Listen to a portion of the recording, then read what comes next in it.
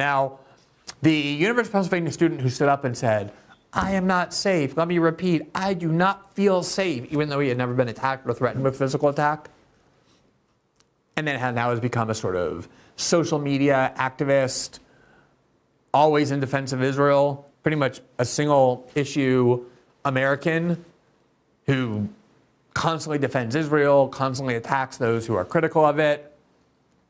It wasn't enough for him to just become a star victim at the US Congress, for there to be all sorts of measures enacted in the name of protecting him, even though he wasn't endangered. He also opportunistically sensed the ability to profit personally from all of this newfound victimhood.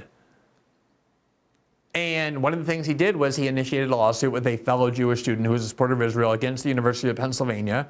Here from CNN, reporting on the lawsuit, December 8, 2023, two students claim that the University of Pennsylvania has violated the Civil Rights Act by not protecting Jewish students from anti-Semitism on campus.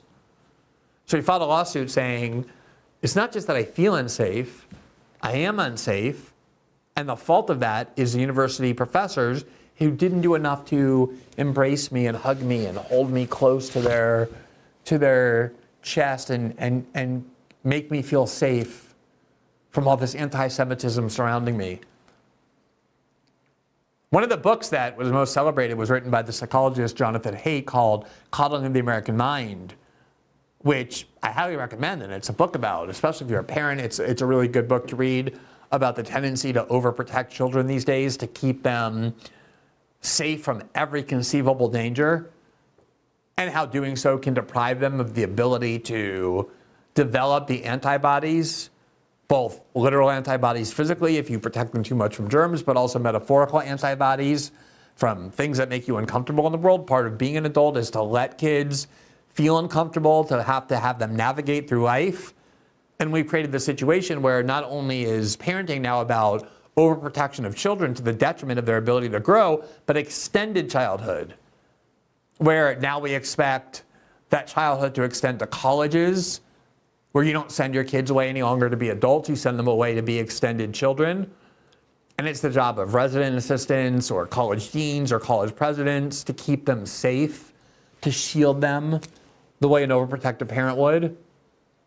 And now how that has become made even more extreme through extended childhood into once you leave college or graduate school and you get a job, it's now the job of human resources and human resources managers to make sure you never feel uncomfortable, never feel unsafe, never feel that pee beneath the 17th mattress on which you sleep. Everyone's a little prince and princess. Any stray comment that you hear at work now gets reported to HR, that then takes action to protect you, to make sure you feel safe. That's what this book is about. It became very popular among conservatives, but a lot of other people as well, because it describes so presciently, so insightfully, this dynamic. And yet all of that was instantly forgotten by things like two very privileged University of Pennsylvania students accusing the administration of the University of Pennsylvania of not keeping them safe, not from physical assaults or threats of physical assaults, but from ideas that made them uncomfortable. And the complaint was so over the top in terms of what it alleged about the University of Pennsylvania. Here was a little glimpse of the lawsuit filed by Yael Jacoby and Jordan Davis in the District Court for the District Court of Eastern Pennsylvania in December. There you see their names versus the University of Pennsylvania. Here's part of what they allege. Quote, Penn, the historic 300-year-old Ivy League university, has transformed itself into an incubation lab for virulent anti-Jewish hatred, harassment, and discrimination. Once welcoming to Jewish students, Penn now subjects them to a pervasively hostile educational environment. Among other things, Penn enforces its own rules of conduct selectively to avoid protecting Jewish students from hatred and harassment, hires rabidly anti-Semitic professors who call for anti-Jewish violence and spread terrorist propaganda, and ignores Jewish students' pleas for protection. In doing so, Penn has placed plaintiffs and other Jewish and Israeli students at severe emotional and physical risk. And then it lays out several laws and other causes of action that it claims the University of Pennsylvania is guilty of, and here are just a few of the examples that they provide to substantiate these allegations, such as, quote, Penn proudly hosted an anti-Jewish hate fest, euphemistically dubbed the, quote, Palestinian Writers Literature Festival, that calls to mind the infamous August 2017 Unite the Right hate rally in Charlottesville, Virginia. So one of the things Penn did to put them in danger was they allowed Palestinian writers to come and have a literary event at the University of Pennsylvania, probably included some criticism of Israel that they felt threatened by. That was one of their examples. Another was Penn hires rabidly anti-Semitic professors who call for anti-Jewish violence and spread terrorist propaganda, meaning that these professors criticize Israel, depict Israel in a way that they consider to be terrorist propaganda, and that Penn just didn't do enough to protect these students from all of these dangers that they faced. Now, students at Harvard also sued based on very similar grounds, claiming that Harvard became a breeding ground for anti-Semitic violence. And in January of this year, the day after Trump was inaugurated, and Harvard became the subject of a lot of threats, Harvard settled its lawsuit with these students, accusing it of permitting anti-Semitism on campus by making all sorts of concessions to these pro-Israel students at Harvard, including all kinds of measures designed to modify the curriculum. That was the lawsuit brought by Shabbos Kassenbaum. But the University of Pennsylvania did not actually settle the lawsuit brought by the I am not safe, I do not feel safe, let me repeat, I do not feel safe student. They contested it, and just last week, here's the Daily Pennsylvanian, the student newspaper of the University of Pennsylvania, reporting the following, quote, federal judge dismisses the lawsuit alleging insufficient university response to anti-Semitism. The lawsuit, originally filed by 2024 college graduate Yael Jacoby and college junior Jordan Davis on December 2024, was dismissed after federal judge Mitchell Goldberg found there were, quote, no allegations that the university had taken any actions which could, quote, be interpreted as anti-Semitic with the intention of causing harm to plaintiffs. The plaintiffs, which grew to include Wharton Engineering senior Noah Rubin and the group Student Against Anti-Semitism, alleged that Penn subjected them to a pervasively hostile educational environment and sued under Title VI of the Civil Rights Act of 1964, which prohibits discrimination based on race, color, and national origin. Now, this lawsuit went to a federal judge who is not only Jewish, Judge Mitchell Goldberg, but is also a conservative judge appointed by George W. Bush and has long been regarded as a right-wing conservative judge. I'm sure these students who were suing the University of Pennsylvania and their lawyers were very happy with the fact that it got assigned to this judge. If I were their lawyers, I would certainly consider this the ideal judge, a Jewish conservative judge appointed by George H.W. Bush. And yet, the decision that this judge issued that threw this case out by concluding that it doesn't even deserve discovery. It doesn't even deserve depositions or the gathering of evidence. Just even if you believe everything that's in the complaint, the judge said, it doesn't even come close to alleging that the university failed in its duty to keep them safe, that it was a laboratory for anti-Semitic hatred. And the judge made very clear his disgust for this lawsuit, for the allegations in it, and for the tactics used by the lawyers in order to try and demonstrate that any of this was true. Here's the decision. We'll just read you a part of it. It was issued on June 2nd, 2005. It was against the trustees of the University of Pennsylvania. It was a 100-page amended complaint. Here's what the court said, quote, plaintiff's 111-page amended complaint sets out a wide variety of general allegations, complaints, historical and current events, and alleged anti-Semitic incidents that allegedly took place not just on Penn's campus, but elsewhere in the United States and the world. The amended complaint also includes sweeping allegations of ideological, philosophical, religious, and political concerns and grievances that have nothing to do with the federal lawsuit. It is unclear why plaintiff's counsel deemed it necessary to allege so many unrelated facts when doing so is directly contrary to federal pleading requirements. The University of Pennsylvania has filed a motion to dismiss and to strike the amended complaint. After review of the plaintiff's amended complaint, I find that it fails to sufficiently allege the facts necessary to plausibly state viable claims under Title VI or any of the other laws that the plaintiff cited. Consequently, I will grant Penn's motion to dismiss. In order to state a claim for relief under Title VI, a plaintiff must plead facts that would support an inference of discrimination on the basis of race, color, and national origin. It must allege he was treated differently from similarly situated persons who are not members of a protected class. Annexed to plaintiff's response in opposition to Penn's motion to dismiss are declarations from plaintiffs Jacoby and Davis attesting to incidents of anti-Semitism which they experienced personally, and to the fact that anti-Semitic campus hostilities are ongoing. Turning to the allegations in the case before me, plaintiffs allege at paragraphs 22 and 278 of the amended complaint that Penn is a private university which receives financial assistance and federal funding from the United States government and therefore is subjected to Title VI. Plaintiffs claim that through its, quote, acts and omission, Penn and its administrators intentionally discriminated and harassed them on the basis of their actual and or perceived Jewish and or Israeli ancestry, race, ethnic characteristics, or national origin, and forced them to endure a hostile environment. And then this is what the court says about those allegations.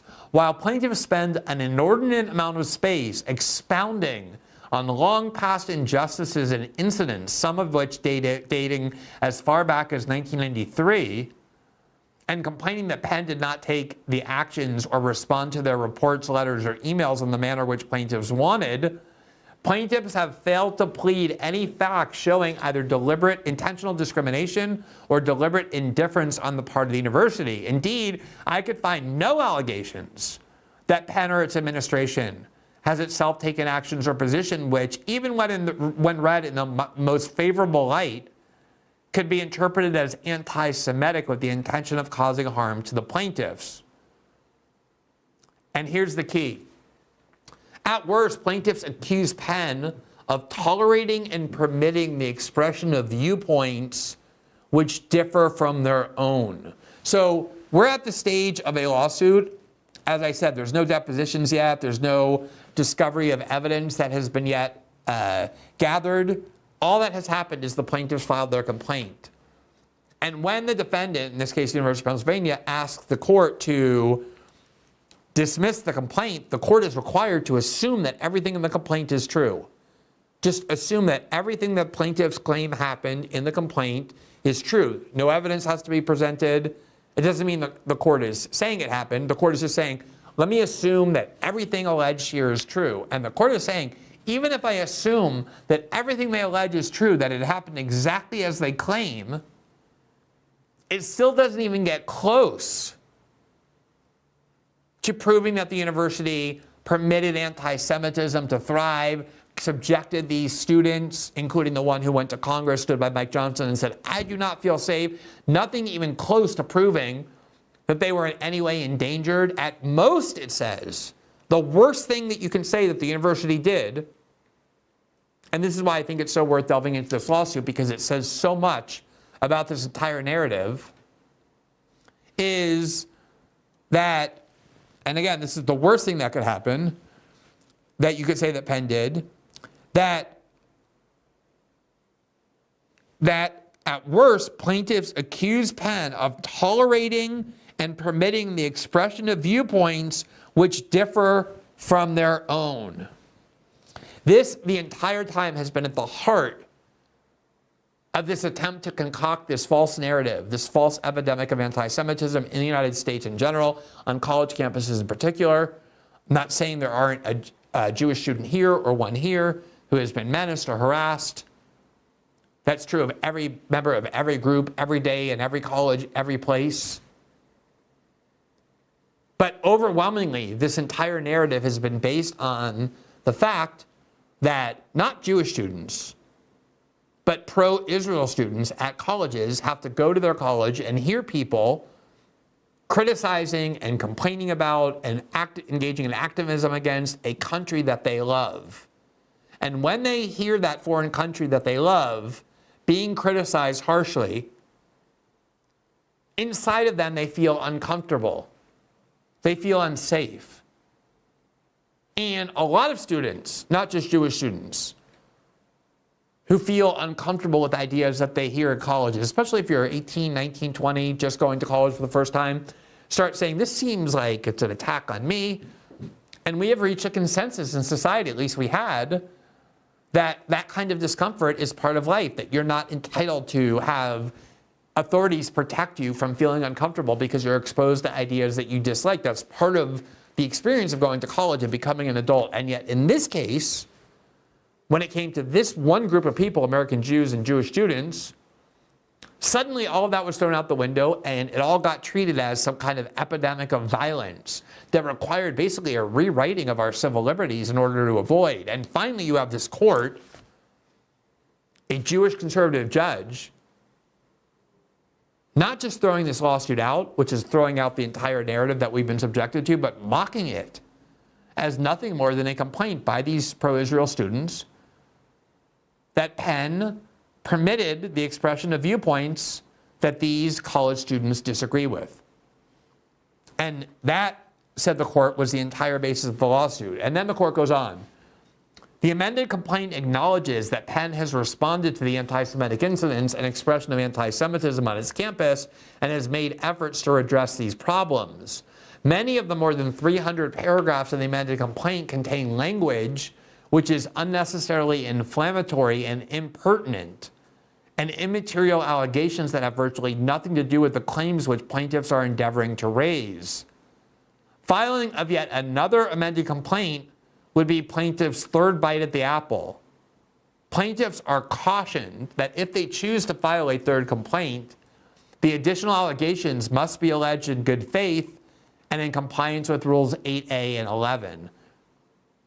Rule 11 is basically what a court does is if you file a lawsuit or other process and have no good faith basis for doing so, if you are really doing it in bad faith, the court can sanction you. It can sanction you and your attorneys. It can impose monetary fines on you or other types of punishment. And this is basically the court saying, look, there's nothing here. The University of Pennsylvania did nothing wrong. You're just petulant, entitled children upset that you had to hear views about Israel that you disagree with. And if you really want to try and, for a third time, rewrite this complaint and submit it and say, oh, this time we have incidents that justify our lawsuit, be cautioned that unless you really have something this time, and so far you're not even close, I will not only throw this lawsuit out again, but I will impose punishments on you, fines on you and your lawyers for abusing the time and the energy of the court and filing lawsuits in bad faith. That's a pretty extreme threat for a judge, especially in a case like this, to make. And yet, I feel like finally there has been an institutional recognition of what has been going on for so long over the last almost 2 years since October 7th in the United States, where one particular minority group that wields a lot of power in Congress and in other sectors of American power were able to claim for themselves an entitlement that no other minority group has succeeded in claiming, which is the right not to have to hear or be exposed to criticism of a foreign country that they love.